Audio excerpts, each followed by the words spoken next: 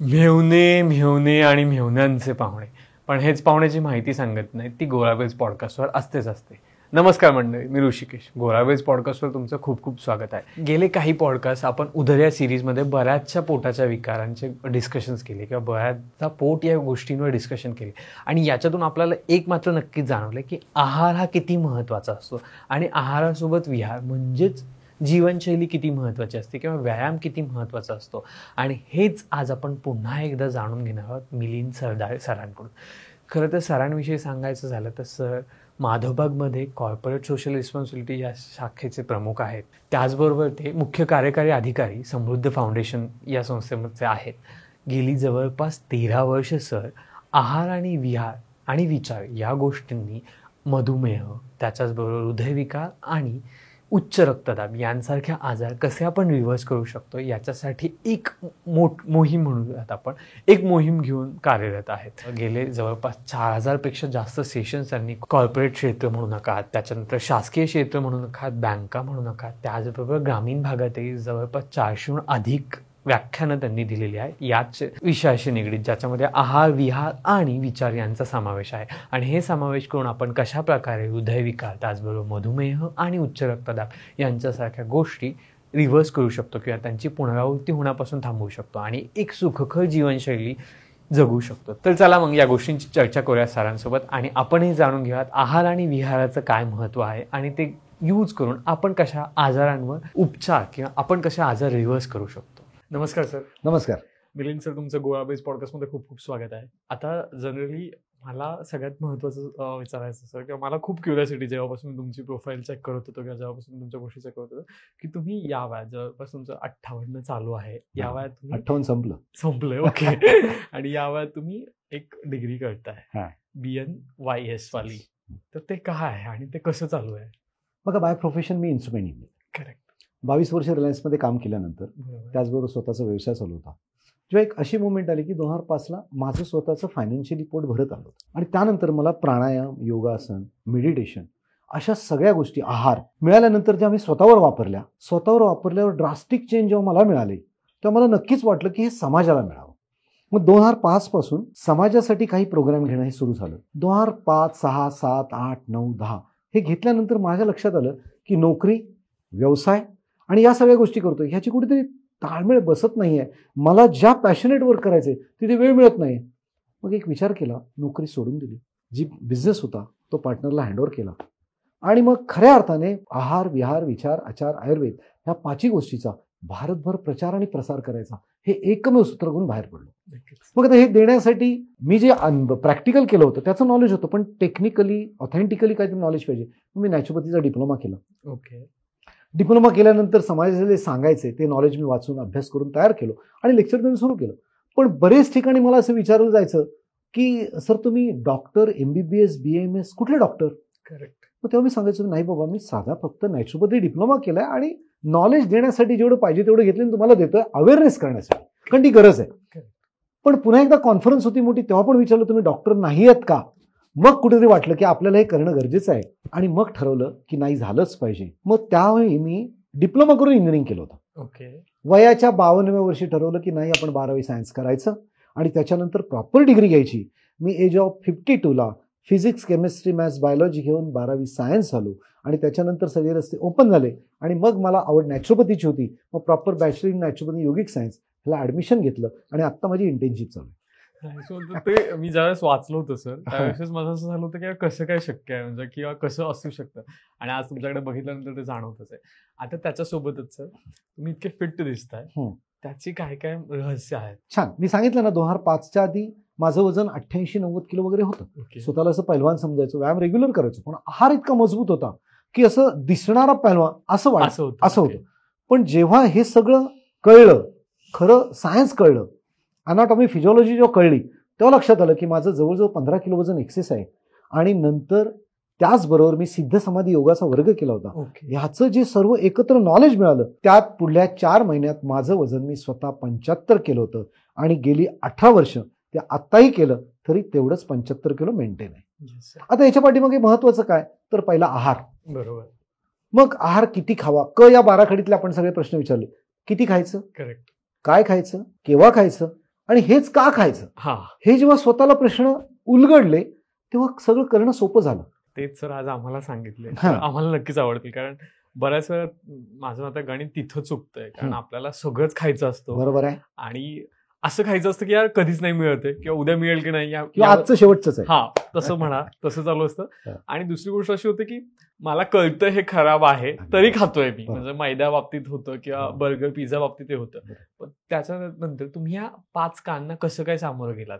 बघा, जेव्हा स्वतःचं कन्फर्म होतं की मला का खायचंय, ओके. कशासाठी खायचंय, मला माझं जगणं कसं जगायचंय, हा, आजारांबरोबर जगायचंय का, त्रासाबरोबर जगायचं का, एनर्जेटिक जगायचं का, आळसाबरोबर जगायचं, एन्झायटी जगायचंय, मला क्रियाशील राहायचं की इनॅक्टिव्ह राहायचंय, हे जेव्हा इथे करेक्ट होतं ना तेव्हा तुम्हाला ते करावं लागत नाही. It happen naturally. म्हणजे जेव्हापासून मला कळलं की मैदा खायचा नाही, तेव्हापासून मैदे ते पदार्थ आले की तो अवेअरनेस आत्महत्या सांगायचा, अरे तुला खायचं नाहीये.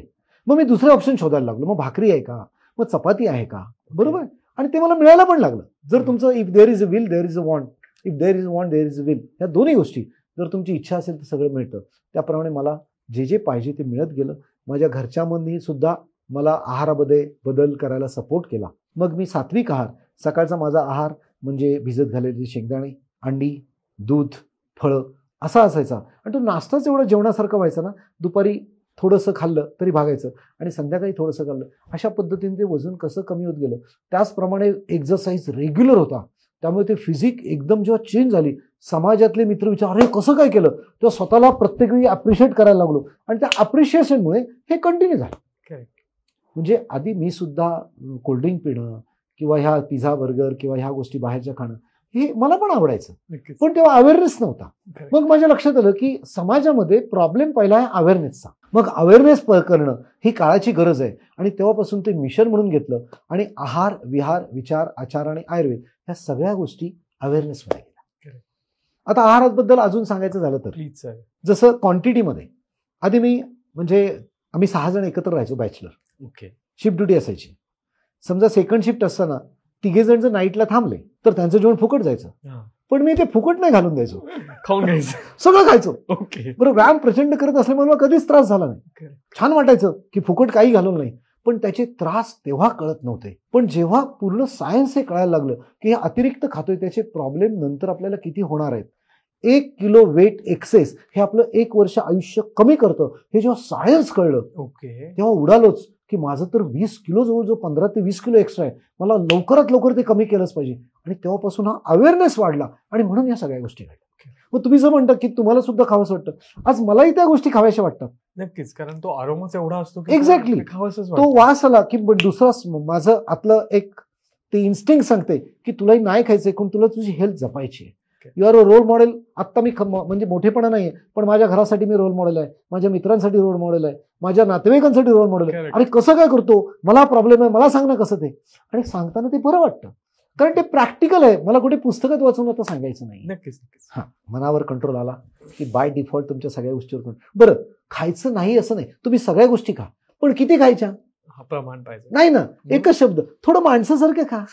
ते पण आहेच. नक्कीच. आलं लक्षात. म्हणजे Correct. आज ह्या सगळ्या गोष्टी आपण अक्षरशः जनावरासारख्या करतोय, हे ओके. जेव्हा जाणवलं तेव्हा मग माणसासारखं वागणं सोपं गेलं. आता विशेष काहीच करावं लागत नाही. मी जवळजवळ 30 दिवसातले 20 दिवस भारतभर फिरत असतो याच गोष्टीसाठी. पण मला कधीही आत्तापर्यंत गेल्या 14 वर्षात त्रास झाला नाही, कधीही पोट बिघडलं नाही.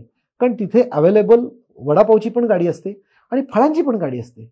Correct. मी फळांची गाडी प्रेफर करतो, मला कधीच त्रास होत नाही. नक्कीच. बरोबर आहे. आणि 2 घास कमी खाल्ले की काहीच प्रॉब्लेम नाही. आयुर्वेदामध्ये सांगितलेलं मित आहार म्हणजे तुम्ही गरजेपेक्षा जर कमी खाल्लं तर काहीच प्रॉब्लेम येणार नाही. Correct. पण आपण किती खातो, आपला एक शब्द आहे, कसं जेवलो, पोटभर. पोटभर. ते पोटभर जेव्हा जेवतो आपण तेव्हा सायन्स करतो. लक्षात घ्या, आपला घरचा मिक्सर आठवा, जर तो आपण पूर्ण भरला आणि नंतर त्यात पाणी टाकलं, तो फिरतो का, नाही. तो नाही फिरत, त्याच्यातून पाणी बाहेर येतं. सेम आपलं जठर जेव्हा आपण पूर्ण भरतो आणि त्यांच्यानंतर पचनासाठी बाईल ज्युसेस येतात, पण पचनासाठी मिक्सिंगसाठी तिथे जागाच नाही, तेव्हा ते आम्ल आपल्या तोंडामध्ये येतं आणि तिथूनच बद्धकोष्ठता, कॉन्स्टिपेशन, इरिटेबल बाउल सिंड्रोम हे सगळे आजार सुरू होतात. मग आज सगळ्यांना मी सांगतो, जर आपलं जे कुठलं राज्य आहे, महाराष्ट्र आहे, गुजरात आहे, राजस्थान आहे, ते जर जपायचं असेल तर आपापला मध्य प्रदेश जपा. नक्कीच. आलं लक्षात. मग किती खायचं, तर आपल्या जठराचे पूर्णपणे 4 भाग केले. ओके. एक भाग हवेला ठेवायचा, एक भाग पाण्याला ठेवायचा आणि 2 भाग फक्त अन्नाला ठेवायचे. ओके. बघा आपल्याला मोठी माणसं जेवताना मी सांगायची सावकाश जेव. करेक्ट. सावकाश जेव याचा अर्थ स्पीड कमी कर असं नाही बरं का. अवकाश म्हणजे पोकळी ठेवून जेव. ओके. नवीन ते खरंच ती कन्सेप्टच नवीन आहे. कारण आतापर्यंत असं सावकाश म्हणजे खूप सावकाश जेव. आणि ते तर नाही काही करू नको असं नाहीये. अवकाश म्हणजे सावकाश म्हणजे पोकळी ठेव. तेव्हा ती पोकळी जेव्हा पचन करायला लागेल तेव्हा ती पोकळी मिक्सिंगला प्रॉपर येईल आणि त्रास होणार नाही. कारण आपल्या शरीरामध्ये ऑलमोस्ट जे आजार आहेत ते हातापायतून कुठेच येत नाही. ऑलमोस्ट आजार आपल्या मध्य प्रदेशमधून येतात, पोटामधून येतात. आणि तेवढं जर सांभाळलं ना तर 90% आरोग्य तुम्ही तिथेच जिंकता. बरोबर. पण सर आता आरोग्याचं झालंय पण त्याच्यासोबतच असं आहे ना, जसं मी मगाशी म्हटलं की वास येतो आणि खावंसं वाटतं, पण खाल्ल्यानंतर काय घडतंय?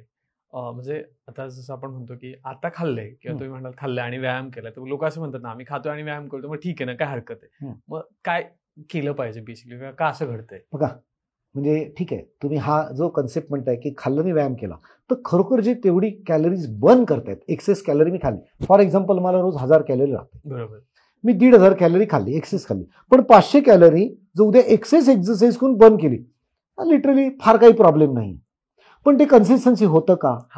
तो एक मोठा प्रश्न. आलं लक्षात, ते कन्सिस्टन्सी होतंय. कारण खाताना तुम्ही एक्सक्यूज घेतो की मी उद्या व्यायाम करेन, पण उद्या व्यायामाचं पण एक्सक्यूज घेतो आणि तिथे प्रॉब्लेम सुरू होतो. ओके. आणि दुसरं असं की मी चुकीचं जर खाल्लं, जसं कोलेस्ट्रॉलचं बोलायला गेलो, मी आत्ता बाहेरचं तळलेलं समोसे, तळलेली भजी ह्या ज्या गोष्टी खाल्ल्या, बरोबर आहे, तर तिथे एक्सेस जो बॅड कोलेस्ट्रॉल आहे तो वाढतोय. ओके, बरोबर आहे. बॅड कोलेस्ट्रॉल म्हटलं की मग ब्लॉकेजेस वाढतायत, ब्लड प्रेशर वाढतंय, हार्ट डिसीज वाढतायत, ह्या सगळ्या गोष्टी. बरं, ते एका दिवसात होत नाही. आज मला खाल्ल्यावर मला वाटतं मला कुठे काय त्रास झाला, तो लगेच उद्या दुसऱ्या दिवशी होत नाहीये. कन्सिस्टन्सली आपल्या शरीरात फिजिओलॉजीमध्ये बरेच बदल घडत असतात. आपल्या रक्तवाहिन्यांचं जे आकुंचन प्रसरण, जी शिथिलता आहे ती हळूहळू अशा डिपॉझिशननी कमी होत असते. ते काठिण्य येतं आणि काठिण्य आल्यानंतर जे आकुंचन प्रसरण व्हायला पाहिजे, जे आपलं 120-80 ब्लड प्रेशर मेंटेन राहतं, त्यासाठी आपली जी रक्तवाहिनी आहे ती एकदम अशी आकुंचन प्रसरण होणारी पाहिजे. पण अशा पद्धतीचे जेव्हा ब्लॉकेजेस किंवा बॅड कोलेस्ट्रॉल हे तिथे बसतात तेव्हा तिचं काठिण्य वाढतं आणि मग आकुंचन प्रसरण होत नाही. मग पाहिजे ते प्रेशर जे फोर्सली द्यायला पाहिजे ते मेंटेन होत नाही आणि मग हृदयाला प्रेशर वाढवायला लागतं. आणि त्यावेळी आपण डॉक्टरांकडे गेलो की तेव्हाच डॉक्टर सांगतात तुम्हाला हाय ब्लड प्रेशरचा त्रास सुरू झाला. मग आता हाय ब्लड प्रेशरचा त्रास झाल्यावर आयुष्यभर गोळी खाणं योग्य आहे की पुढल्या 3 महिन्यात त्या रक्तवाहिन्या साफसफाई करून घेणं योग्य आहे? 3 महिन्यात साफसफाई नक्कीच. आणि त्याला महत्वाचा जर पहिला पैलू असेल तर तो माझा आहार बदल. ओके, लक्षात. म्हणजे आता मी उद्यापासून जर फायबर आहार वाढवला तर फायबर काय करतं, शरीरातली जी एक्सेस चरबी आहे ती बाहेर काढायचं काम करतं. ओके, आलं लक्षात.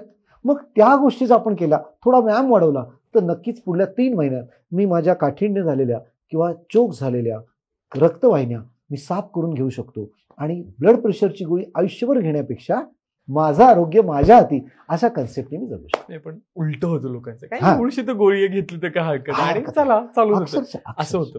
पण आता सर त्याच सोबत तुम्ही म्हणालात की आहारामध्ये असे काय बदल केले पाहिजेत किंवा कुठल्या गोष्टी ज्या आपण विसरत चाललो त्या परत आणल्या पाहिजेत. म्हणजे आपण ज्याला आजीचा बटवा म्हणूयात किंवा आजीच्या हातचं आजकाल खूप फेमस म्हणून खाल्लं जातं किंवा सोशल मीडियावर ते ट्रेंड पण होतं की अरे हे आजीच्या हातचं आहे. पण असे कुठले घटक पदार्थ आहेत का ते असावेच आणि ते खूप उपयुक्त आहेत? आता बघा 2 पिढ्या 3 पिढ्या जर आपण मागे गेलो तर त्यावेळी बघितलं तर असे आजार नव्हतेच. नक्कीच, बरोबर आहे. म्हणजे 5000 लोकांच्या पाठीमागे एखादा वैद्य असायचा.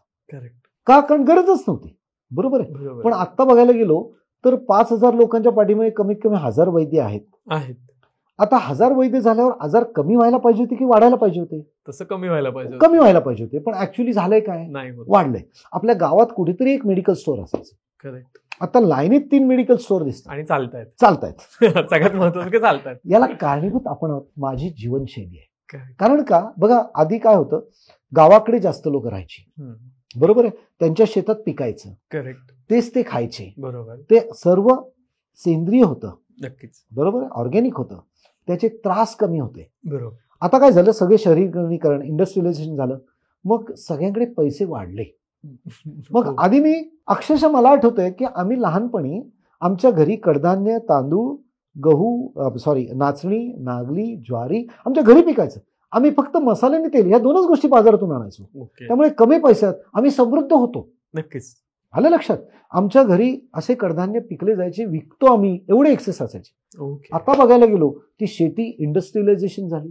करेक्ट. बरोबर आहे. त्यामुळे आम्ही सुद्धा बाहेरचं आणायला लागलो. मग बाहेरचं आणताना विचार केला की त्याला ऑप्शन काहीतरी आहेत.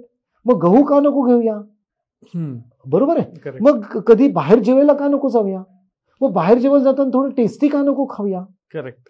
मग पैसे वाढले, इंडस्ट्री आली, त्यामुळे पगार वाढले, गलेलठ्ठ पगार आले. मग पगार आल्यानंतर रोज संध्याकाळी जाऊ देच कंटाळा, मग हॉटेलमध्येच जाऊया का, Correct. अशा पद्धतीच्या हळूहळू बदलायला लागल्या. मग त्यामुळे चविष्ट खाणं, तेलकट खाणं, तुपकट खाणं, पिझ्झा, बर्गर, मैद्याचे पदार्थ, ह्या सगळ्या गोष्टी वाढल्या. आणि हे कधी बदल झाला ना हे कळलंच नाही. करेक्ट. म्हणजे आता एखाद्या लहान मुलाला तुम्ही बर्गर खाऊ नको सांगितलं तर तुम्ही फार काहीतरी त्याच्यावर अन्याय करताय अशी फिलिंग आहे. हो नक्कीच. म्हणजे बरोबर. ते होतंय सर. आपल्याला लहानपणी असं काहीतरी वडिलांकडे मागताना असं देतील का असं 3 वेळा विचार करायला लागायचं. मग डेअरिंग करून आपण 4थ्या वेळी विचारायचो मला हे घेता का. करेक्ट. लक्षात आलं. पण आता आपणच सांगतो शाळेत जाताना जर आपल्याला टिफिन करायला लेट झाला तर आपण त्याच्यात 100 रुपये देतो आणि सांगतो हे काम कर, तिथे काहीतरी घेऊन खा. मग तो प्रेफर काय करतो, लेच, कुरकुरे. आणि अशामुळे ही संस्कृती कधी बदलली गेल्या आपल्यालाच 50-55 वर्षात हे कळलंच नाही. नक्कीच सर. नक्कीच. आलं लक्षात. आणि म्हणून आजार वाढले. आत्ता बघाल तर अगदी 8, 9, 10 वर्षांच्या मुलापासून आजार सुरू झाले. हो. 25-14 वर्षाच्या मुलींना पीसीओडी प्रॉब्लेम सुरू झाले. Correct. आलं लक्षात. ह्याची कारण काय, जंक फूडमुळे अतिरिक्त फॅट्स त्यांच्या अंगावर राहिल्या, अतिरिक्त फॅट्स झाले तर हे प्रॉब्लेम वाढत चालले. नकळत सांगायचा उद्देश काय, तर ही आहार संस्कृती जी आहे ना ही कधी आधीची गेली आणि नवीन आली हे कळलंच नाही. दुसरं आता जे महिलांचं त्याला इम्पॉवरमेंट आपण म्हणू की Women empowerment. आधी कंपल्सरी महत्वाचं बघायला गेलो तर विभक्त कुटुंब पद्धती नव्हती. करेक्ट. करेक्ट. 15, 20, 25 लोक एकत्र राहायची. बरोबर. महिला ऑलमोस्ट घरात असायच्या. नक्कीच. त्यामुळे खाण्याच्या पदार्थ त्यांची मास्टरी होती आणि तेच नाही हेच खाल्लं पाहिजे आणि चांगलं खायचे. त्यामुळे ते आता काय होतंय, महिला वर्ग शिकला, चांगली गोष्ट आहे. पण त्याच्यामुळे काय झालं, प्रत्येकाला मी इंडिपेंडेंट पाहिजे त्यामुळे जॉब घेतले आणि जॉब घेतल्यावर मग नवरा आणि बायको ह्या दोघी सर्व्हिसला असल्यामुळे, पती पत्नी दोघी बाहेर गेल्यामुळे मुलांकडे नकळत या गोष्टीकडे दुर्लक्ष झालं आणि मग या गोष्टी वाढतायत. असायत. त्यामुळे ही संस्कृती बदलत गेली. हा मोठा प्रॉब्लेम आहे. मग मुबलक आहे तेच घ्या. करेक्ट. स्वतः कष्ट करून. म्हणजे आधी मला आठवतंय आमच्या घरामध्ये सगळ्या पद्धतीचे लाडू असायचे. बेसनचा लाडू असायचा, मेथीचा लाडू असायचा, रव्याचा लाडू असायचा, चिवड्या पदार्थ असायचे. आता हे पदार्थ करायलाच वेळ नाहीये, त्यामुळे हे पदार्थची जागा दुकानाच्या पदार्थाने घेतली. करेक्ट. मग कुरकुरे आले, लेज आले, अशा सगळ्या गोष्टी आल्या. म्हणजे आत्ताच्या पिढीला दोष देण्यात अर्थ नाही, ह्यातला मधली पिढी जबाबदार आहे ज्यांनी हे ट्रान्सफॉर्मेशन घडवून आणलं. करेक्ट. आलं लक्षात. त्यामुळे आता पुन्हा ती क्रांती करायची गरज आहे. नक्कीच सर. हा. म्हणजे जसं स्वतंत्र मिळायला कोणीतरी क्रांतिकारक घडले तसंच आत्ता आपल्याला प्रत्येक समाजाला एक कलेक्टिव्ह रिस्पॉन्सिबिलिटी घेऊन जर माझा भारत समृद्ध भारत घडवायचा असेल तर पुन्हा तो अवेअरनेस करणं हे महत्वाचं काम आहे. करेक्ट. आणि जर तो अवेअरनेस केला तर 100% माझ्या मुलाचं उदाहरण देतो मी एकदा मॅकडोनाल्डमध्ये गेलो होतो आणि बिग मिल जे मागतात ते मागवलं. ओके. मला माहित नव्हतं की बिग मिल बरोबर तो कोक पण येतो. ओके. एवढा मोठा कोक आला, तो खुश झाला. मग मला तो कोक आल्यापासून माझ्या पोटात मळमळायला लागले की आता हा एवढा मोठा कोक मी तर पिणार नाही, हा पिणार अख्खा. हा. मला वाटतं तो मुलगा 7वी किंवा 8वीला असेल. मी जस्ट मोबाईल उघडला आणि इफेक्ट किंवा benefit and side effect of coke एवढं काढलं आणि त्याला सांगते हे फक्त वाच. त्याने तो कोक बाजूला ठेवून तेवढ्यात ते वाचलं, कारण आता बाबांनी सांगितलंय म्हटलं डोळ्यासमोर नाही म्हणता येत नाही. वाचल्यानंतर बदल असा घडला की बाबा हे परत घेतील का. ओके. आलं लक्षात. म्हणजे परत घेतील का विचारलं, मला पैसे फुकट गेल्याचं दुःख नाही म्हटलं, तुझी मानसिकता तयार झाली ना तीच चिकार आहे, ते फुकट जाऊ दे, पण ते पोटात जाऊन जे नुकसान करणार आहे ते पटीन आहे. त्यांनी आत्ता ते कोकचे पैसे नाही दिले तरी पण सांगायचा उद्देश काय, या पद्धतीने आपण नव्या पिढीमध्येचा अवेअरनेस केला करेक्ट. तर आपण ती क्रांती घडवू शकतो, आपण रिव्हर्स बॅक येऊ शकतो. कारण आहार खाल तसे व्हाल हे लहानपणी म्हणते. नक्कीच सर. आलं लक्षात. आयुर्वेदामध्ये 3 आहार सांगितलेले आहेत, सात्विक आहार, राजसिक आहार आणि तामसिक आहार. त्यांना तेच विचारणारच होतं सर, जर तुम्हाला आम्हाला ते डिटेलमध्ये एक्सप्लेन केलं की म्हणजे एक्झॅक्टली कसे कसे असतात आणि कुठल्या आहाराला काय म्हणावं आवडेल. नक्कीच. नक्की. बघा आयुर्वेदामध्ये बघायला गेलो तर महत्व करून 3 आहार आहेत. एक सात्विक आहार आहे, बरोबर, एक राजसिक आहार आहे आणि दुसरा तामसिक आहार. नक्कीच. बरोबर आहे. आता मी जर सात्विक खाल्लं तर मी आणि माझं कुटुंब सात्विकच बनणार. करेक्ट. जे आधी मी वर्ण म्हणून म्हणत नाही पण ब्राह्मण म्हणून जी संस्कृती आधी 1-2 पिढ्या मागे बघायला गेलो तर त्यांचं खाणं सात्विकच होतं आणि त्यामुळे ते समाजामध्ये एक विद्वान म्हणून तो वर्ग मानला जायचा. नक्कीच. ते समाजाला शिकवायचे आणि खरोखर ते हुशार होते, कारण त्यांचं खाणं सात्विक होतं. जो कोहळा म्हणून आहे तो ब्राह्मणांना दान करायचा, ओके. कारण कोहळा इतका शक्तिवर्धक नाही, इतका बुद्धिवर्धक आहे, तो आपण नाही खायचा, अशी एक संस्कृती होती. सांगायचा उद्देश काय, आता सगळ्या भाज्यामध्ये जर सगळ्यात बेस्ट भाजी असेल तर ती कोहळ्याची. ओके. आलं लक्षात. तर सांगायचा उद्देश काय, असं आपण सात्विक आहार. आता सात्विक आहार म्हणजे कुठला, जे देवाने बनवलेलं आहे ते तसंच्या तसं मी खाल्लं तर तो सात्विक आहार. ओके. म्हणजे फळं, पालेभाज्या, फळभाज्या आणि कोशिंबिरी, ज्याला आता आपण गाजर, काकडी वगैरे म्हणतो, ते जर न शिजवता खाल्लं तर तो सात्विक आहार होतो. कारण माझा पूर्वज आहे माकड, त्याचंही माझं शरीर आजही काही बदल नाही, फक्त शेपटी निघून गेली. नक्कीच. बरोबर आहे. हा. मग आज तो काय खातो, तर तो व्हेज प्राणी आहे. आणि आत्ता जे मी म्हटलं तो सात्विक अर्थ खातो, त्यामुळे त्याला शेवटच्या पूर्ण वय जगेपर्यंत त्याला बीपी, डायबिटीस, हृदयरोग, लठ्ठपणा, थायरॉइड वगैरे सगळ्याच येत नाही. नक्कीच. आलं लक्षात. मग तो आणि मी जर शरीरची सेम आहे, फिजिओलॉजी सेम आहे, अनॉटॉमी सेम आहे, तर आज सुद्धा मी ते खाल्लं तर मी तसंच होणार आहे. मी बोललो 100% नको, कमीत कमी 30-40% आहारामध्ये जर मी सात्विक आजपासून सुरू केलं तर मी गॅरंटी देतो पुढल्या 3 महिन्यात मी कुठलाही आजार रिव्हर्स करू शकतो किंवा आयुष्यभर आजार प्रिव्हेंट करू शकतो. नक्कीच. आणि हे मी सांगत नाही, आयुर्वेदामध्ये आधीच लिहिलेलं आहे. नक्कीच. ओके. आता त्या सात्विक आहाराबद्दल समाजामध्ये गैरसमज आहे की नाही, शाकाहारी म्हणजे सात्विक. हा. आलं लक्षात. पण तीच भाजी त्याला मी माझ्या चवीसाठी तेलकट, तुपकट, मसाले सगळं लावलं आणि माझ्या चवीसाठी तिला बनवलं. आणि जेव्हा मी चविष्ट बनवतो तेव्हा क्वांटिटी लिमिटेड खाल्ली जाते की जास्त खाल्ली जाईल, जास्त नक्कीच जास्त खाल्ली जाते. चव लागते. चव लागते. आणि मग त्याला पण सात्विक नाही. मग मी भात, भाजी, भाकरी पण प्रमाणापेक्षा जास्त खातो. मग ते सात्विकता नाही, ते राजसिकतेकडे जातं. ओके. आलं लक्षात. आणि मग राजसिक जेवण खाल्लं का मी सुद्धा आकाराने राजसिक बनतो. लक्षात येते तुमच्या. सांगायचा उद्देश काय, मी चवीसाठी जे खातो, चविष्ट बनून खातो, ते राजसिकतेकडे जातं. आणि आता बीपी, डायबिटीस, हृदयरोग, थायरॉइड, अंगदुखी, कंबरदुखी, डोकेदुखी, हे सर्व आजार हे राजसिक आहाराचे आजार आहेत. ओके. आणि हे सगळे आहारात बदल केले तर बदलू शकतात. 100%. आपण बघा ना, आपण पेशंटला बघायला जातो, काय बरं आपण नेतो, फ्रुट्स नेतो. फ्रुट्स, शाळ हा. किंवा बाकी खाणारे पण. किंवा का? सफरचंद. कारण कुठलाही डिसीज असताना रिकव्हरी फास्ट व्हायची असेल तर तुम्ही फळं खाल्लीत का रिकव्हरी फास्ट होते. मग नॉर्मली मी फलाहार घेतला तर मला डिसीज येणारच नाही. हे सिंपल फॉर्म्युला आहे. लक्षात. त्याच्यानंतरचा तिसरा जो आहार आहे तामसिक, जो माझा आहार नाही आहे, बरोबर आहे, जो इतर प्राण्यांचा आहार आहे, तो जो मी खायला गेलो तर तामसिक झाल्यानंतर आपल्या घरामध्ये भांडण करण्यासाठी शेजाऱ्याला बोलवायची गरजच नाही. नक्कीच. आलं लक्षात. त्यामुळे खालतेवाल बघा, आपण काही समाजामध्ये पण अशी बघतो काही धर्मामध्ये की काही समाजामध्ये असे आहेत की त्यांच्या समाजामध्ये फार भांडणं होत नाहीत, पण काही खाण्यामुळे असे आहेत की भांडणं आरेला कारे लगेच असतं. ह्याचा इम्पॅक्ट खाण्यामुळे असतो. ओके. आलं लक्षात. त्यामुळे सात्विक, राजसिक आणि तामसिक आपण ठरवायचं आहे की मला माझं कुटुंब कसं पाहिजे आणि त्याप्रमाणे 3 आहारामध्ये सिलेक्शन करायचं. जर सात्विक आहार धरला तर पुढल्या 3 महिन्यात मी आणि माझं कुटुंब सात्विक बनेल, याच्यामध्ये काहीच प्रश्न नाही. आता सात्विक म्हटलं ना, बऱ्याच लोकांचा खूप गैरसमज असतो. जसं तुम्ही मागाशी म्हटलं की मग ते काय बेचवच असतं, त्याच्यात काही कांदा लसूणच नसतो किंवा त्याच्यात बऱ्याचशा गोष्टीच नसतात, मला हेच खायला मिळणार नाही, मला तेच खायला मिळणार नाही. मग त्या गोष्टी कशा काय त्यांना तुम्ही सांगाल? बघा, आम्ही सिद्ध समाधी योग याच्यामध्ये अमृत आहार असा एक शब्द आहे. ओके. म्हणजे जो मृत नाही तो अमृत. करेक्ट. तो आम्ही एवढं टेस्टी बनवतो. जसं लहान मुलं बघा, मोड आलेले पदार्थ जर ठेवलेत तर लहान मुलं काही न करता डायरेक्ट खायला जातात. नक्कीच. आणि आपण त्यांना फटका मारतो आणि थांब शिजवल्यावर खा. करेक्ट. ऍक्च्युअली बघायला गेलो तर ते कच्चं खाणं हे आपल्याला आवडतं, पण आपली समाज रचना जी बदलत गेली त्यामुळे आधीचे मोड आलेले पदार्थ तशी नाही खायचे, तर त्यांना उकडून त्यांना मीठ, मसाला, तेलकट, टेस्टी वाटण वगैरे घालून मग ते टेस्टी करून खायचे. ही संस्कृती बनल्यामुळे आत्ता त्या मधल्या पिढीला, लहान मुलाला फटका मारतायत, कच्चं खाऊ नको. ओके. आलं लक्षात. त्यामुळे त्याला चव लागत नाही असं अजिबात नाही, पण आपल्या चवीचे सेन्सर बदललेत आणि म्हणून ती चव आत्ता आपल्याला लागत नाही. ओके. आलं लक्षात. तर ते लहान मूल बाय डिफॉल्ट ते खातं, तुम्ही थांबवलत नाही तर अगदी अर्धा वाटी ते मोड आलेले कडधान्य लहान मूल आवडीने खातं, त्याला सांगावं लागत नाही थांब म्हणून. आलं लक्षात. पण ते सेन्सर जे बदलले आणि त्यामुळे गडबडी झाली. आपलं शरीर असं आहे, तुम्ही जी सवय लावाल तसं ते बदलतं आणि त्यामुळे ते टेस्ट हब बदललेत आणि त्यामुळे तो प्रॉब्लेम आहे. ओके. सर, आता अशा काही बेसिक गोष्टी आहारात असाव्यात का?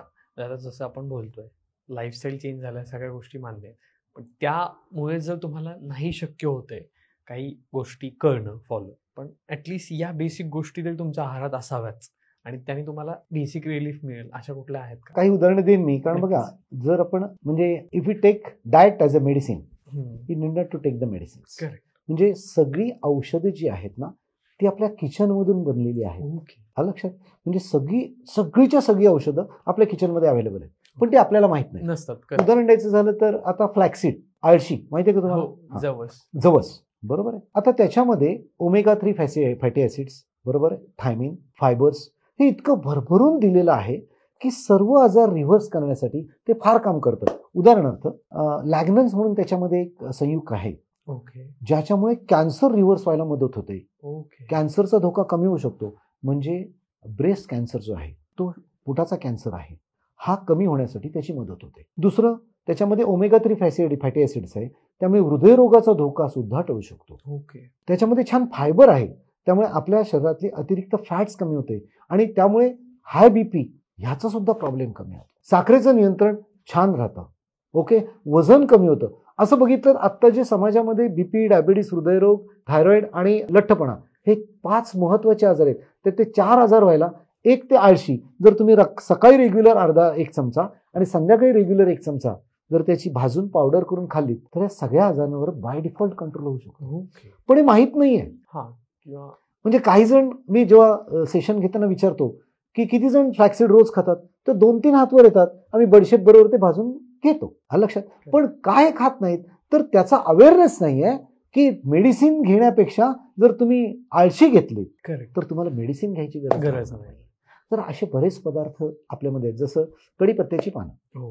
ही कढीपत्त्याची पानं डायबिटीसवर म्हणा, तुमच्या कॉन्स्टिपेशन प्रॉब्लेम म्हणा, हाय ब्लड प्रेशर म्हणा, इतकी उपयुक्त आहेत की आपण ती फक्त जेवणात 2-3 टाकतो आणि ऍक्च्युली आपण जेवताना ती पानं बाजूला काढतो, बाहेर काढतो. लक्षात. हो, म्हणजे फक्त तुम्हाला म्हणजे अरोमासाठी हवा असतो. एक्झॅक्टली. पण आम्ही निसर्गोपचार आयुर्वेदाची ट्रीटमेंट करताना अक्षरशः जे एखाद्याचं हीट वाढली असेल तर त्याला 100-150 कढीपत्त्याच्या पानाचा रस काढून देतो. 2-3 दिवसात त्याची आतली हीट ती लगेच निघून गेलेली असते. एवढा कंट्रोल होतो. म्हणजे कढीपत्ता जो रोज खावा. आता बघा, आपल्या किचन मधले जे पदार्थ आहेत ना, जे रोज टाकायचे धरलेले आहेत, ते इतके उपयुक्त आहेत, ते औषधी आहेत म्हणूनच पुढच्या आपल्या जुन्या समाजाने किंवा ऋषीमुनींनी ठेवलेले आहेत. नक्कीच.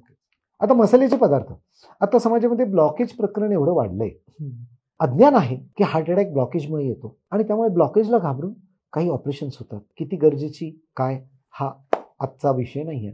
सांगायचा उद्देश, पण माझ्या जेवणामध्ये जर रेग्युलर मसाल्याचे पदार्थ व्यवस्थित प्रमाणात असतील तर ब्लॉकेज कमी व्हायला मदत होते. ओके. मग दालचीन, लवंग, मिरी, आलं, लसूण हे जे पदार्थ आहेत हे ब्लॉकेज कमी करायला मदत करतात, कोलेस्ट्रॉल लेवल कमी करायला मदत करतात, बॅड कोलेस्ट्रॉल. ओके. पण आपण कधी वापरतो ते रविवारच्या जो मेन मेनू असतो, तिखट मेनू असतो, बरोबर, त्याच्यासाठी वापरलं जातं. म्हणजे समाजामध्ये हा अवेअरनेस नाही आहे की ह्याचा मूळ उद्देश काय आहे. करेक्ट. आलं लक्षात. तर असे बरेचसे पदार्थ, जसं आणखी मला सांगायला आवडेल की ओवा. ओके. बरोबर आहे. लहानपणी आम्हाला आठवतंय 3री, 4थी, 5वीत असताना की पोट दुखायला लागली ना की आई फक्त सांगायची, इकडे ये. एवढंसं ते बरणी छोटी होती काचेची, त्यातनं पोटभर ओवा द्यायची आणि खा. आई मला नको नका, तो कडू लागायचा. मग त्याच्यावर थोडंसं खोबरं द्यायची. पण अक्षरशः मला आठवतंय आम्ही पोटदुखीसाठी डॉक्टरांकडे कधीच गेलो नाही. आलं लक्षात. ओव्यामध्ये एवढे गुणधर्म आहेत की पोटाचं स्वेलिंग कमी करतं, आपलं अल्सरचे प्रॉब्लेम कमी करतं, डायजेशन छान करतं, पेन जे आहे ते कमी करतं, तुमचं वाढलेलं ऍसिड्स किंवा गॅस आहे ते कमी करायला ओवा मदत करतं. आता हा ओवा हळूहळू नाहीसा झाला आपल्या किचनमधून, फार वापरलं जात नाही कुठे. आलं लक्षात. काही ठिकाणी मसाल्याचे पदार्थ वापरायचे माहित नाही, पण आधी लहानपणी मला आठवतंय ओव्याची बरणी ही अगदी समोर असायची. काय झालं की पहिलं ओवा, जेवणाच्या प्रत्येक आयटम मध्ये ओवा असायचा. सांगायचा उद्देश, असे बरेचसे पदार्थ आहेत जे आपण जर नियमित वापरले तर आपल्याला काहीही प्रॉब्लेम येणार नाही. जसं आता पुदिना आहे, कढीपत्ता आहे, कोथिंबीर आहे, ह्या गोष्टी फक्त त्या स्मेलसाठी वापरलेल्या नाही आहेत, पण आपल्याकडे आत्ताच त्या तशाच वापरल्या जातात. हा, पण एखाद्या आजारावर जर तुम्हाला वजन कमी करायचंय, डायबिटीस रिव्हर्स करायचंय, कंट्रोल करायचंय, बीपी कंट्रोल करायचंय, रोज तुम्ही पुदिना, कोथिंबीर, कढीपत्ता, एखादं फळ, कुठल्याही पालेभाजीची 8-10 पानं, खायचं पान, अशाचा जर रस करून जर तुम्ही पुढल्या 15-20 दिवस, महिनाभर पाहिलेत तर तुमचा आजार कंट्रोलमध्ये यायला 100% मदत होते. पण हे अज्ञान असल्यामुळे आपण डॉक्टरांकडे जातो. आता डॉक्टरांना माहिती आहे चेहऱ्यावर 10 मिनिटं बोलल्यावर तुम्हाला त्यांना कळतं की चेहऱ्यावर लिहिलेलं आहे की हम बदलने वालों में से नहीं है. नक्कीच. बरोबर आहे. मग डॉक्टर काय सांगतात, ठीक आहे आहार बदला, कंट्रोल करा, पण ही गोळी ठेवा. जेव्हा आपण गोळी देतो तेव्हा आपल्याला कळतं किती खा काही प्रॉब्लेम नाही, गोळी सांभाळेल. हा. आणि म्हणून आपण खाण्याचं कंट्रोल करत नाही. मग होतं काय, कारण माझ्या आजाराचं रूट कोच असतं माझा चुकीचा आहार, Correct. असंतुलित आहार. Correct. आणि आहार तसाच ठेवला आणि गोळ्या घेतल्या, गोळ्यांनी कुठलाही आजार बरा होत नाही. तर इट्स अ टेम्पररी कंट्रोल. त्यामुळे आजार वाढतो, मग तो बीपी असो शुगर असो वाढत गेलं की परत आपण डॉक्टरांकडे जातो. डॉक्टर सांगतात ठीक आहे त्याची पॉवर वाढून देतो. मग पहिल्यांदा 250 mg दिलं, त्यानंतर 500 mg दिलं. Correct. 500 mg कंट्रोल नाही राहिलं तर ठीक आहे काही दिवसांनी इन्सुलिनकडे गेलं.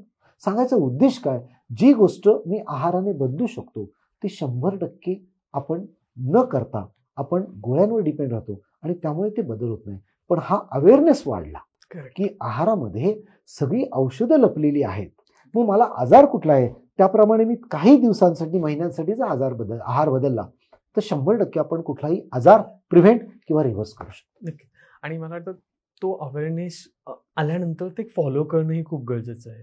जे मला वाटतं विहार या सेगमेंटमध्ये येते किंवा जे विचार या सेगमेंटमध्ये येते तुमच्या, की आता मला माहीत झालंय आता ती माझी लाईफस्टाईल व्हायला पाहिजे आणि ती माझी जीवनशैली जर झाली तर ते मला पुढे कधीच नाही होणार याच्यासाठी काम येईल. बरोबर आहे. म्हणजे आता मी माझ्यावरनं उदाहरण देईन की मी ठीक आहे आहार कमी केला पण पॅरलली मी कमीत कमी 50 सूर्यनमस्कार हे रोज ठेवले. आणि मग आता कुठेही जायचं झालं, अगदी 5ला निघायचं झालं, 5चं फ्लाईट असलं तरी अर्धा तास माझे सूर्यनमस्कार करायचे तेव्हा निघायचं. हे आदल्या दिवशी रजिस्टर्ड असतं, हे काहीच प्रॉब्लेम येत नाही. करेक्ट. आलं लक्षात. त्यामुळे विहार व्यायाम हा इतका महत्वाचा आहे की आपल्या शरीरामध्ये मी जर नियमित व्यायाम केला तर अशा हार्मोनी एन्झाईम्स तयार होतात. सगळ्या आजारांवरची औषधं आपल्या शरीरातच बनतात. ओके. जसं हार्टचं उदाहरण दिलं, नॉर्मली आपण व्यायाम करत नाही त्यामुळे काही कोलेस्ट्रॉल वाढले किंवा प्रॉब्लेम आले हार्ट अटॅक येतो. बरोबर. पण जर नियमित व्यायाम करायला लागलं तर जे थ्रोम्बोलिटिक एन्झाईम्स काही आहेत जे रक्ताची गुठळी फोडतात ते माझ्या शरीरात लाईव्ह स्टेजमध्ये असतात. ओके. आणि मग रक्ताची गुठळी अडकली, हार्ट अटॅक आला तर ती एन्झाईम्स तिथे जातात आणि पुढल्या 2 तासामध्ये ती रक्ताची गुठळी फुटलेली असते. It happen naturally. पण ह्याच्यासाठी रोज काय करायला पाहिजे तर एक्सरसाइज करणं गरजेचं आहे. माझी जे हृदयाची क्षमता ज्याला VO2 मॅक्स म्हणतात तो जर 35 mg/min जर असला तर मला हार्ट अटॅकला घाबरायची गरज नाही. करेक्ट. म्हणजे मला हार्ट अटॅक येईल पण एक्सरसाइज असल्यामुळे काहीच प्रॉब्लेम. माझ्या आईचं उदाहरण देतो मी तुम्हाला. 72व्या वर्षी तिला थायरॉइड डिटेक्ट झाला. ओके. थायरॉक्सिन लेवल एवढी डिस्टर्ब झाली होती, डॉक्टर बोलले लगेच तुम्हाला थायरॉक्सिन सुरू करायला लागेल. म्हटलं ठीक आहे. म्हटलं मला 2-3 महिने नाही, म्हटलं सुरू करा आता, तुम्ही काय करून कराल ते कमी झालं तर आपण गोळ्या बंद करू. लिटरली सांगतो, प्रॉपर एक्सरसाइज, प्रॉपर प्राणायाम, प्रॉपर मेडिटेशन ह्या 2-3 गोष्टी केल्या आणि 3 महिन्यात आईची थायरॉइडची गोळी बंद झाली. ओके. सांगायचा उद्देश असा आहे की प्रॉपर आपण एक्सरसाइज केला. मग एक्सरसाइजमध्ये प्राणायाम पण आली, तुमचं योगासनं पण आली, काहीचा मेडिटेशनचा भाग आला कारण तो मानसिकतेवर काम करतो. ह्या जर गोष्टी आपण नियमित केल्या तर कुठलाही आजार आपण प्रिव्हेंट किंवा रिव्हर्स करू शकतो. सो मग काही ॲटलिस्ट प्राणायामचं एक्झाम्पल सांगाल किंवा नावं जी करून आपण ॲटलिस्ट म्हणजे डे टू डे करू शकतो कुठला आजार असो किंवा सांगतो ना. आता प्राणायाम बघायला गेलो तर अनुलोम विलोम आहे, बरोबर आहे, जे तुमची नाडी शुद्धी प्रोसेस करते. ओके. आता एकच ते प्राणायाम असा आहे की तुम्ही दिवसभर कधीही करू शकता. त्याच्यानंतर भ्रामरी. आता भ्रामरीचं सांगायचं झालं तर संशोधनाने सिद्ध आहे की 203 आजार बरं करायची ताकद भ्रामरीमध्ये आहे. ओके. आलं लक्षात. रोज 11 वेळा भ्रामरी केली तर इतका बदल होईल का पुढल्या 3 महिन्यामध्ये तुमची फिजिओलॉजी बदलेल. ओके. आणि तुम्ही आजार रिव्हर्स करू शकता असं सायन्स सांगतं, अशी संशोधन सांगतं. भ्रामरी, अनुलोम विलोम, कपालभाती, भस्त्रिका, ओंकार चॅन्टिंग अशी बेसिक तुम्ही 20-25 मिनिटाचं जरी केलं करेक्ट तरी सुद्धा तुम्ही डेली या 20 मिनिटामध्ये हेल्दी आयुष्यभर राहू शकता. 100पर्यंत जगणं हे सोपं आहे. त्यासाठी काही करावं लागत नाही. उलट 65 वर्षी लवकर मरण्यासाठी काहीतरी चुकीचं करावं लागतं. आणि प्राणायाम हा प्राणाशी खेळ आहे. आणि जेव्हा आपण एक्सपान्शन ऑफ प्राणा करतो, म्हणजे आता मी तुम्हाला विचारेन, आता तुम्ही तुमच्या किती कॅपॅसिटीने काम करता? म्हणजे 100% आपली कॅपॅसिटी, बरोबर आहे. तर किती कॅपॅसिटीने काम करता? 20, 30, 40, 50 किंवा 40-50%. आता जर याच गणित तुम्हाला सांगायला गेलो तर माझे जे लंग्स मधले जे वायुकोश आहेत ते जे काढून पूर्ण पसरले तर 750 स्क्वेअर फूट एरिया ते कव्हर करतात. ओके. मग आता मी एकदा जे इनेल घेतो, श्वास घेतो, त्यात ते पूर्ण भरले जातात का? नाही. तर तेव्हा ते 5 ते 7% भरले जातात. ओके. मग 5 ते 7% माझे वायुकोश वापरून जर तुमची कॅपॅसिटी 40% आहे आणि जर तुम्ही एक्सपान्शन ऑफ प्राणा केलं, ही कॅपॅसिटी जर दुप्पट तिप्पट केली तर तुमची कॅपॅसिटी तुम्ही 120% काम करू शकता. एवढी प्राणायामाची ताकद. ओके. हा लक्षात. दुसरं महत्वाचं, प्राणायाम काय करतात तर शरीरातलं जे टॉक्झिन्स आहेत ते लंग्स वाटे बाहेर काढतात. म्हणजे आपलं पूर्ण रक्त जे आहे दर मिनिटाला 5 लिटर रक्त प्युरिफाय करण्याचं काम हृदय आणि लंग्स करतात. बरोबर आहे. पण तिथे येणारा जो ऑक्सिजन आहे तो कमी आहे. मग तुमचं जर प्राणायाम केलं तो जर दुप्पट तिप्पट आला तर तुमचं टॉक्झिन बाहेर काढायची कॅपॅसिटी पण दुप्पट तिप्पटनी बाहेर चालली जाणार आहे. आणि जर टॉक्झिन बाहेर काढले तुमचं शरीराचं शुद्धीकरण झालं की आजार राहतील का? नाही. त्यामुळे प्राणायाम जेवढं आहाराचं महत्व आहे तेवढंच प्राणायामचं महत्व आहे. आणि 360 डिग्री आहे बरं का. म्हणजे मी आहार पाळतो बाकी काही करत नाही तसं चालणार नाही. पण ह्याची सगळ्यांची जर एकसूत्रीपणा आणला ओके तर 100% 100% जगणं हे सहज शक्य आहे. आणि मी मनापासून सांगतो, मी स्वतःला एक संकल्प दिलेला आहे आणि त्यासाठी काही करावं लागणार नाही. मी 100% असाच ठणठणीत राहणार. नक्कीच सर. त्याच्यासाठी आमच्या शुभेच्छाही आहेत. येस. पण त्याचबरोबर आता सर एक टर्म येते ती म्हणजे साखर. आणि ती लोकांना म्हणजे आता असं झालं सध्या की ती इतकी अवॉइड करतात लोक आणि त्याच्याबद्दल खूप बोलबाला आहे. पण का आणि कशासाठी हे कळत नाहीये. तर तुम्ही सांगाल तर आवडेल. म्हणजे आहारामध्ये बघा 5 आपले अजात शत्रू, ओके 5 पांढरे अजात शत्रू सांगितलेले आहेत. बरोबर. जे खरोखर आहारामधले शत्रू आहेत. त्याच्यामध्ये पहिली आहे साखर, ओके दुसरा आहे मीठ, तिसरा आहे मैदा, चौथा आहे पॉलिश केलेला पांढरा शुभ्र तांदूळ ओके आणि 5वा आहे दूध. आलं लक्षात. मग आता पहिला आपण साखरेचं बघू. हो ऍक्च्युली बघायला गेलं ना आपल्याला शरीराला जी साखर पाहिजे ती आपल्या नॉर्मल अन्नामधून सगळ्यामधून मिळते. आलं लक्षात. म्हणजे मिरची सुद्धा घेतली तर त्याच्यामध्ये सुद्धा काही प्रमाणात कार्बोहायड्रेट आहे. ती खाल्ल्यामुळे त्याचं ग्लुकोजमध्ये रूपांतर होतं. नक्कीच. पण माझं असं अध्ययन असतं की नाही म्हणजे गोड गोड. बरं आपली जीभ जी आहे ना तिच्या फक्त पुढच्या टोकाला चव कळते. ओके म्हणजे एक 9 ते 10 सेंटीमीटरच्या भागाला चव कळते. पण त्या चवीसाठी आपण 6 फुटी देहाची खराबी करत असतो. आलं लक्षात. आणि गोड हा सगळ्या जगातला माझा सुद्धा आवडीचा पदार्थ आहे. नाही असं नाही. पण गेली आता किती वर्ष म्हणाल तर मी जाणीवपूर्वक गोड टाळतो. ओके मी कुठेही गेल्यावर चहा घेत नाही. बरोबर आहे. म्हणजे अगदी नवीन गेलो तर मग कसं सांगायचं, कारण त्यांना प्रश्न पडतो आता चहा नाही घेत यांना काय द्यायचं. म्हणून मग सांगतो एक घोट करा. सांगायचा उद्देश काय, तुम्हीचं मनापासून ठरवलं तर तुम्हाला कळेल. आणि साखर एवढं मोठं दुश्मन आहे ना की सगळी सिस्टीम हे स्लो पॉयझन आहे बरं का. Okay correct. म्हणजे पटकन कळत नाही. हे स्लो पॉयझनिंग होत असतं आपल्या शरीरात. जसं म्हणजे डायबिटीस ह्याचं जर मला उदाहरण द्यायचं झालं तर मी तुम्हाला सांगेन, तुम्ही वाळवी बघितलं, वाळवी माहितीये का? हो. जी जसं पोखरते लाकूड, त्या लाकडाला आतून कळत नाही, बाहेरून छान दिसतं पण आतून ते पोखरलेलं असतं. तसं कळत नकळत साखर काम करत असतं. ओके. मग ती प्रमाणात ठीक आहे पण प्रमाणाच्या बाहेर जाईल तेव्हा ती 100% त्रासच देणार आहे. नक्कीच. म्हणजे मला आयुर्वेदानुसार हे तर नक्कीच, म्हणजे एवढे पॉडकास्ट घेतला आम्ही आयुर्वेदाचे, तेवढं कळलं की गोष्टी जर प्रमाणात असतील तर तुमचं आयुष्य सुखकर होणार. एक्झॅक्टली. आता त्याच्यासोबत तुम्ही अजून 4 शत्रू सांगितले जे पांढरे असतात त्यांच्याबद्दल काय सांगा. म्हणजे आता दुसरं बघायला गेलो तर मैदा. बरोबर आहे. आता मैदा म्हणजे एवढा तो बारीक असतो, तो आपल्या आतड्यांना आतून चिकटतो. ओके. लक्षात आलं तुमच्या. जसं तुम्ही बघा तुमच्या डोळ्यासमोर मैदा कालवताना पीठ डोळ्यासमोर आणा, ते पहिल्यांदा जेव्हा कालवतो ते सगळं हातालाच चिकटतं, त्या ताटामध्ये राहतच नाही. एवढं त्याचं चिकटपणा ह्याला आहे. आणि सेम प्रोसेस ती आपल्या आतमध्ये होते. दुसरं काय होतं, मैद्याचे जे पदार्थ आपण बनतो, उदाहरणार्थ पाव घ्या किंवा बटर घ्या किंवा टोस्ट घ्या, ते जेव्हा आपण खातो तेव्हा ते आतमध्ये गेल्यावर त्यांचा डबल शेप होतो. ओके. डिकेइंग प्रोसेस जी आहे ना, कुजणं म्हणतात ना, ती प्रोसेस तिथे जास्त घडते. आलं लक्षात. आणि म्हणून मग आपलं आतलं जे गट आहे ज्याला आपण आतडी म्हणतो त्यांचं आरोग्य बिघडतं. ओके. आणि जेव्हा गट बिघडतं तेव्हा सर्व आजारांना आमंत्रण जातं. नक्कीच. आणि त्यामुळे दुसरा जो पदार्थ आहे पांढरा, तो मैदा, हा फार प्रॉब्लेमॅटिक आहे. तिसरं मी सांगितलं व्हाईट राईस. आता नॉर्मल जो पिकतो rice, it's a good fibre. जर त्याच्यावर असलेला कोंडा जो आहे म्हणजे विदाऊट पॉलिश किंवा हातसडीचा तांदूळ हा अप्रतिम आहे. मग कुठल्याही आजारामध्ये तो खाल्लेला चांगला. इव्हन तो आजारी पडलो की आपण लहानपणी आठवा ती पेस्ट करून द्यायची, कारण ती आपल्याला पचनासाठी सुद्धा चांगली आहे आणि आपली ताकद वाढवण्यासाठी सुद्धा चांगली आहे. म्हणजे राईस वाईट नाहीये, पण त्याच्यावरचं जे महत्वाची मूल्य असलेले जे आहे फायबर ते आपण पूर्ण काढून टाकतो आणि तो चोथा खातो आणि तिथून मग प्रॉब्लेम सुरू होतो. म्हणून तो तिसरा दुश्मन आहे. चौथं महत्वाचं सांगितलं मी. मीठ आपल्याला फक्त 5 ते 10 ग्रॅम एवढंच एवढंच गरजेचं आहे. आलं लक्षात. पण पुन्हा आपली जीभ, मला तेच आठवतं की तो मिठाचा सॉल्टनेस हवा असतो आणि हवा असतो. त्याच्यासाठी लोक काय काय खातात. म्हणजे मला जसं कळत chips नाही झालं, त्या कुरकुरे ताटामध्ये झालं. सगळ्या पदार्थामध्ये मीठ टाकलेलं असतं, तरी पण ताटामध्ये चमच्याने वेगळं मीठ द्यायची पद्धत आली. इथून बीपीचा हा आजार सुरू झाला असेल का काय, असा मला बरेच वेळा प्रश्न पडतो. ओके. आलं लक्षात. कारण अतिरिक्त मीठ खाणं हा तुमचं हाय ब्लड प्रेशर वाढवणं इकडे, कारण ते पाणी धरून ठेवतं आणि मग ते पाणीचा जो रिव्हर्स फ्लो असतो आपल्या शरीरात, तो एका पाणी साठवून ठेवल्यामुळे, बघा तुम्ही हवेमध्ये सुकं मीठ ठेवा, 4 तासांनी बघायला गेलं तर त्याचं काय झालेलं असतं, मॉइश्चर आलेलं असतं किंवा पाणी झालेलं असतं. सेम तो पाण्याचा मिठाचा गुणधर्म आहे. आणि त्यामुळे आपल्या शरीरामध्ये जो फ्लो आहे तो रेग्युलर न होता पायाकडची सूज वाढते, पाण्याचा फ्लो कंट्रोल होत नाही आणि त्यामुळे मीठ हे ब्लड प्रेशरला मोठं कारणीभूत आहे. आणि अक्षरशः जर 5 ते 10 ml धरलं तर आपल्या घरात महिन्याचं एका माणसाचं मीठ 200 ते 300 ग्रॅम. बरोबर आहे. म्हणजे महिन्याचा विचार केला, 2 माणसं असली तर अर्धा किलो मीठ पुरलं पाहिजे. पण प्रत्येक घरात 1 किलोच्या मिठाची पुडी येत नाही आणि ती पूर्ण महिन्याला राहत नाही.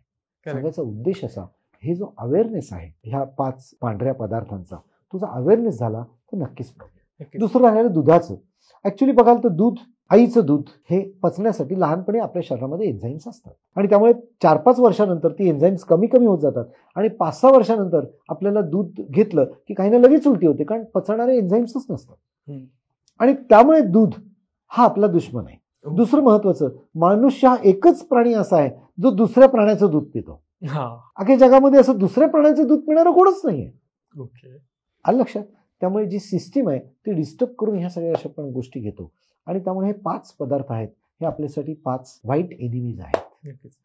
आणि जसं तुम्ही सॉल्टचंही बोललात, तर आता आपल्याला जे पॅकेट फूड मध्ये येत आहे त्याच्यात प्रत्येकाच्यात सॉल्टचं प्रमाण जास्त असतं, कारण ते तुम्हाला ती टेस्ट देत आहे. तो आपण वावनेस देतोय मी म्हणून, आणि त्याच्याने ते सॉल्ट अजून वाढते आणि पॅकेट फूड खाल्ल्यावर आपल्याला माहिती की बीपी होणारच 100%. इव्हन आता जी मुलं फॅटी झाली किंवा मुलींमध्ये जो पीसीओडीचा प्रॉब्लेम आलाय, हे जंक फूडमुळे महत्वाचं आलेलं आहे.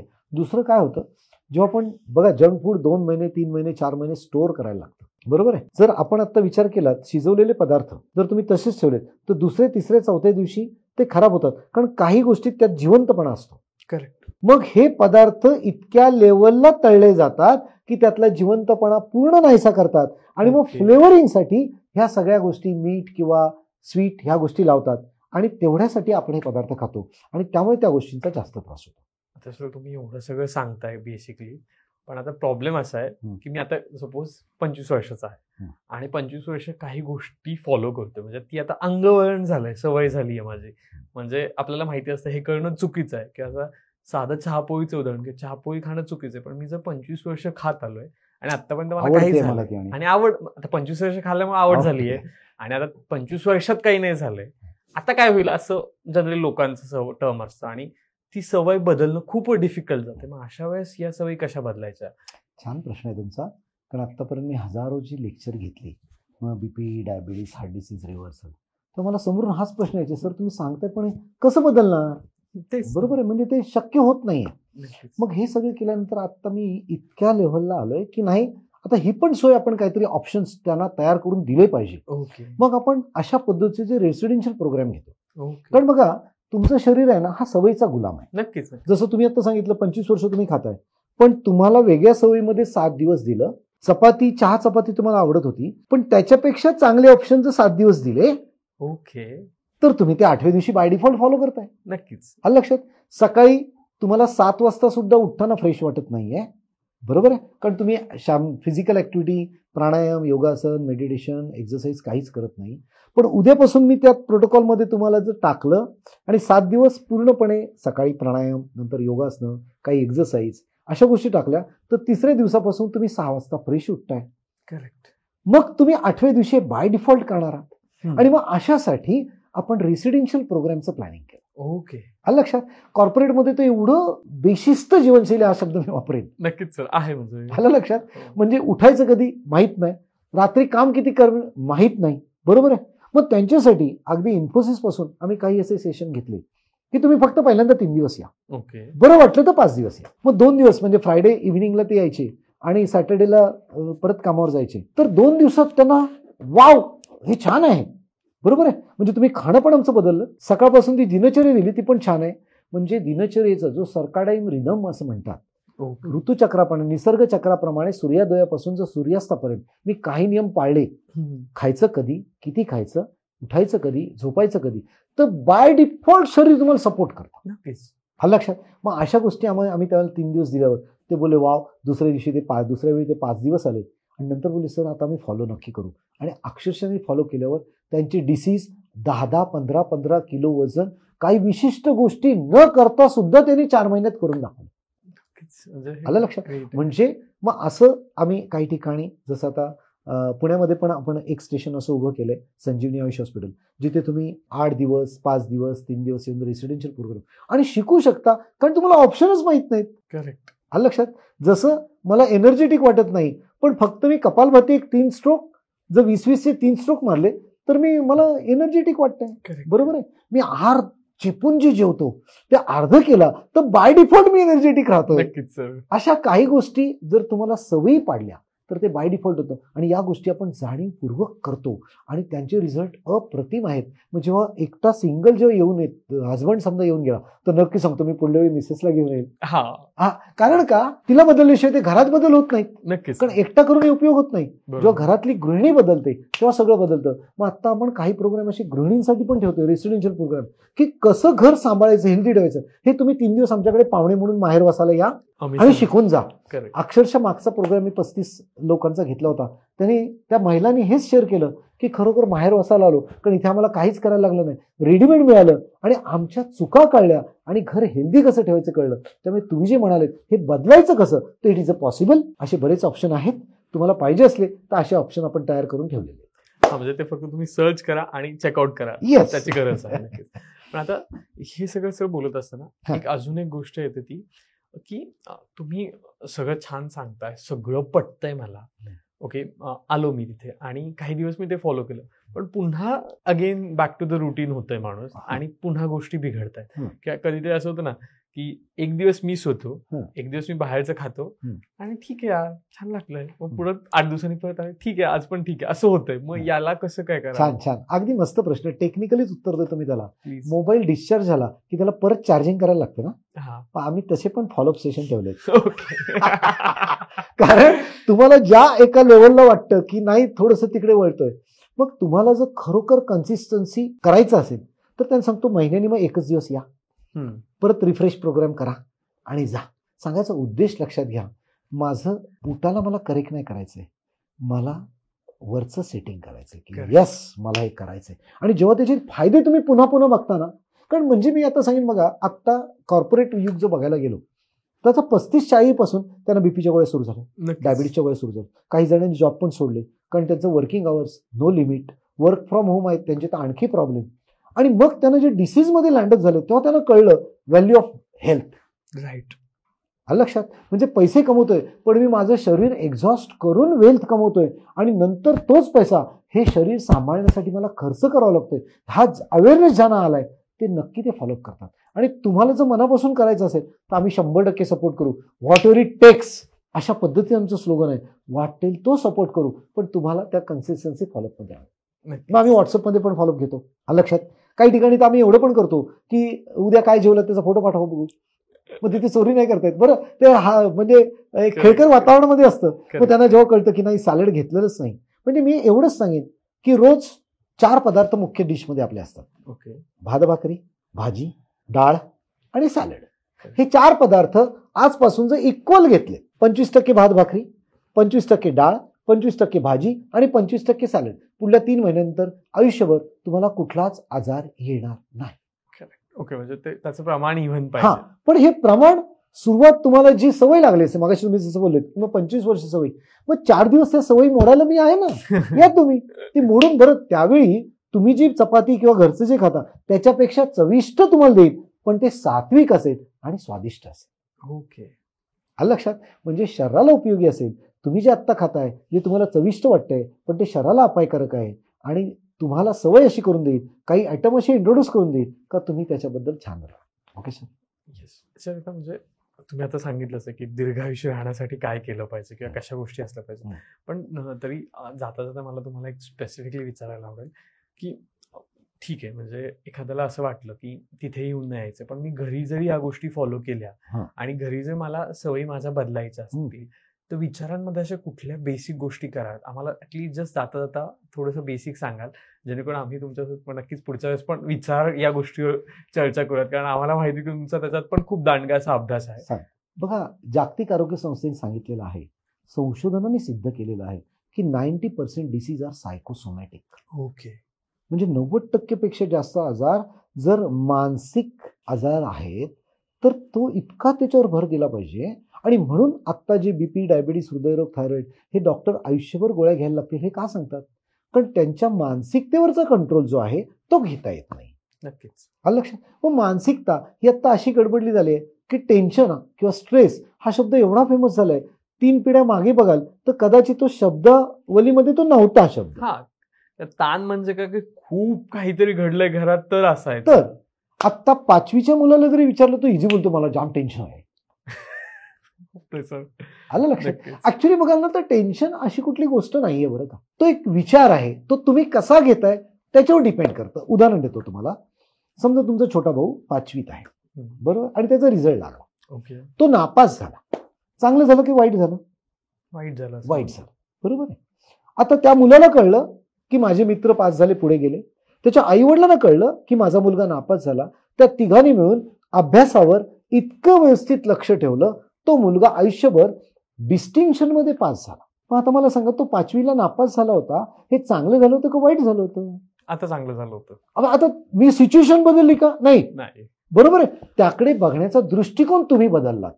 सांगायचा उद्देश आहे, सिच्युएशन कुठली टेन्शन युक्त नाहीये, विचार कुठलाही टेन्शन युक्त नाहीये, व्यक्ती कुठली टेन्शन देणारी नाहीये. तुमचा त्याच्याकडे बघण्याचा दृष्टिकोन काय आहे? नक्कीच. तो दृष्टिकोन बदलला तर प्रॉब्लेम सॉल्व्ह होतो. दुनिया बदलने वाली नाही है, हमें बदलना चाहिए. दुनियेकडे बघण्याचा माझा दृष्टिकोन. आता बघा, तुमचं मला छान पिंक कलर दिसतोय, खाली पॅन्ट छान दिसतोय, केस काय दिसतंय, पण आता मी माझी दृष्टी बदलली. आता मला सगळं गडबड दिसते, सगळं एकच दिसतंय. का? कारण माझा दृष्टिकोन बदलला. सांगायचा उद्देश लक्षात घ्या, टेन्शन हे असं काही नाही आहे, इट्स अ सिच्युएशन. पण त्या सिच्युएशनकडे बघण्याचा दृष्टिकोन माझा चॅलेंज म्हणून असेल तर I will convert in the opportunity. नक्कीच. इन्स्टेड ऑफ त्या 5वीच्या मुलाला तिथेच तुम्ही खूप ओरडलं, हा, मग काही घरात असंच होतं बघा. काही घरामध्ये जेव्हा तो नापास होता तेव्हा पहिले वडील त्याच्या कानाखाली वाजवतात. करेक्ट, बरोबर आहे. ते वाचवल्यावर आई लगेच म्हणते, तरी तुम्हाला मी सांगत होते त्याचा अभ्यास घ्या. ते म्हणाले, तुला माहिती आहे ना मी 10 वाजता यायचो तेव्हा झोपलेला असायचा, मी तुला सांगत होतो. मग ती सांगते, तुम्हाला माहिती आहे ना मी 5वी नापास आहे, मी त्याचा अभ्यास. तू मैमे चालू होतो. पण तेच दुसऱ्या घरामध्ये ती सिच्युएशन सायलेंटली हँडल केली, नथिंग प्रॉब्लेम. 5वीला नापास झाला, आयुष्य पडले चेंज करायला. Will take is a challenge. आणि त्या तिघांनी चॅलेंज घेतलं आणि it convert in the opportunity. Correct. सांगायचा उद्देश टेन्शन असं नाही आहे काय. आता टेन्शन आत्ता कॉर्पोरेट्समध्ये किंवा घरामध्ये ह्या गोष्टी का घडतात ते पण उदाहरण देतो. फॉर एक्झाम्पल, कॉर्पोरेटमध्ये आता मी एक सर्टन लेवलला आहे, जिथे मी काम करतो, सेटल आहे, समजा मॅनेजर आहे. आता मला प्रमोशन मिळणार आहे जनरल मॅनेजर. बरोबर. ऍक्च्युली बघाल तर माझ्या फिजिकल आणि मेंटल कॅपॅसिटी त्या जनरल मॅनेजर प्रमोशन घेण्याच्या नाहीये, पण हवंय. पण कोणला तरी 4 पैकी मिळणार आहे, माझा नंबर लागला तर बरं होईल. करेक्ट. आणि त्या फिजिकल मेंटल कॅपॅसिटी नाहीये, पण मी जनरल मॅनेजरची पोस्ट घेतो. पण जनरल मॅनेजर गेल्यावर खालच्या 10 मॅनेजरना हँडल करायची माझी मानसिक कॅपॅसिटी नाहीये, तिथे मला स्ट्रेस येतो. ओके. किंवा दुसरं मी सांगेल सर, असंही होतं, म्हणजे आता मी IT काम करतो म्हणून मी नक्कीच सांगू शकतो की मला किती काम येतं याच्यापेक्षा मी किती चांगलं ते दाखवू शकतो. एक्झॅक्टली. आणि हे दाखवण्याच्या नादात विसरून जातो की मी ते केलंय, करायचं किंवा करणार आहे. आणि मग टेन्शन्स किंवा मग ते जे आपण जे बोलतो ना, आपल्याला लहानपणापासून सांगितलं खोटं बोलत जाऊ नका किंवा खोटं सांगत, पण तो दिखाव्याच्या ज्यात आपण नेमकं परफेक्ट वाढून घेतो. आत्ताचा कुठल्याही याचा जमाना जो आलाय तो प्रेझेंटेशनचा फक्त जमाना आहे. करेक्ट. काही जण असे काही काम करून ते प्रेझेंट छान करतात, काही जण असे छान काम करतात पण त्यांना प्रेझेंट करता येत नाही. दोघेही अंडर टेन्शनच आहेत. करेक्ट. असं. आणि दुसरं महत्वाचं टेन्शनचंच कारण आहे तर स्पर्धा युग. स्पर्धेचं जे युग आलंय, म्हणजे शेजारच्या मुलाला 10वीला जर 91% मिळाले तर आता माझा मुलगा यावर्षी 10वीला आहे, त्याला किती टक्के मिळाले पाहिजे? 92 तरी मिळाले. का?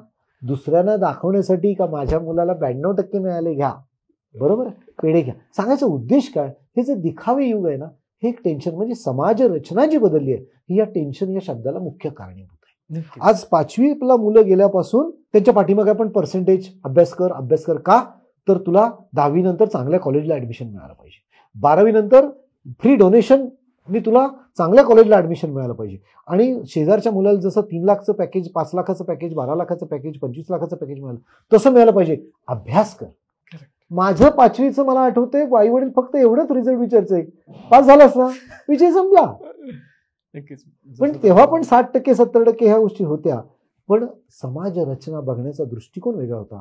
आता कॉम्पिटिटिव्ह युग एवढं आलेलं आहे की अगदी सिनियर केजी, ज्युनियर केजी पासून मला पहिला नंबर माझ्याच मुलाला कसा मिळेल, हो, म्हणजे जिंकण्यासाठी आपण आहे. त्याचा खेळ जो आहे तो त्यातला निघून गेला. आणि याचा विपर्यास काय, तर टेन्शनयुक्त जीवन हे आपलं झालेलं आहे. आणि याचा विपर्यास सगळे आजार. पण आता हे बरं होऊ शकतो का, की येस, तुम्ही प्राणायाम, मेडिटेशन, योगासन याने काही करून तुमची टेन्शन टॉलरन्स कॅपॅसिटी वाढवू शकता. करेक्ट. आलं लक्षात. दुसरं, रिलेशनशिप प्रॉब्लेम आता एवढे वाढलेत की घरी जावं तरी प्रॉब्लेम, ऑफिसमध्ये राहावं तरी सुद्धा प्रॉब्लेम. म्हणजे घरचा बॉस वेगळा आणि ऑफिसमधला बॉस वेगळा, येस. एवढे रिलेशनचे प्रॉब्लेम आहेत.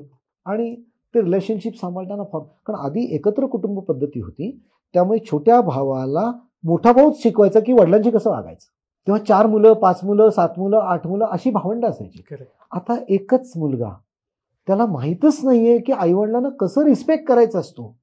त्यामुळे सर्टन वयानंतर 7वी, 8वी, 9वी नंतर मुलं आईवडिलांचं ऐकतच नाहीत. आणि त्यामुळे आईवडिलांचा स्ट्रेस हा एक महत्वाचं कारण झालेलं आहे. त्यामुळे बदललेली समाज रचना, स्पर्धायुक्त जीवन हे आपल्या टेन्शनसाठी महत्वाचं कारण आहे. Yes sir. खूप खूप धन्यवाद मिलिंद सर, तुम्ही आलात इथे आणि आहाराबद्दल आम्हाला इतकं डिटेल सांगितलं. कारण बऱ्याच असं होतं की सगळं माहिती असतं पण ते करायचं वळत कसं, नसतं. ते कळत नाही. किंवा आपण म्हणतो ना, कळतंय पण वळत नाही, बेसिकली तसं होतं. तर त्याच्यासाठी खरंच तुमचं धन्यवाद की तुम्ही त्या गोष्टी परखडपणे सांगितल्यात. आणि असं म्हणतो ना आपण की एखाद्या शिक्षकांनी किंवा जे आता जवळपास तुम्ही जे 35-40 वर्ष जे फॉलो करतात त्यांनी सांगितल्यानंतर तो एक वेगळा इम्पॅक्ट पडतो. तर त्याच्यासाठी अगेन तुमचं धन्यवाद. त्याचबरोबर तुम्हाला हा एपिसोड कसा वाटला आणि जाता जाता आपण सरांकडून विचार आणि स्ट्रेस याचं जे महत्त्व घेतलं याविषयी तुम्हाला जर नवीन एपिसोड हवा असेल किंवा एक वेगळी चर्चा हवी असेल तर कमेंटमध्ये आम्हाला विचार किंवा स्ट्रेस असं लिहायला विसरू नका. भेटूयात पुढच्या एपिसोडमध्ये. तोपर्यंत धन्यवाद.